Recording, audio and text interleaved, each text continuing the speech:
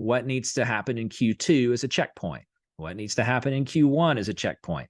What, if applicable, needs to happen between now and the end of the year to move that ball down the field?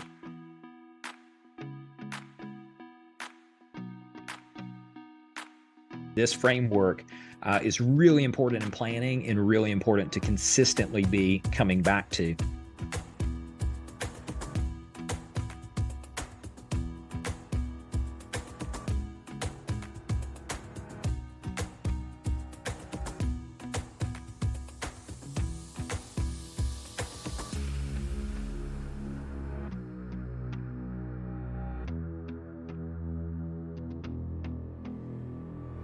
The idea here, though, as part of your overall plan is we're saying, like, here's the big stuff we got to get done.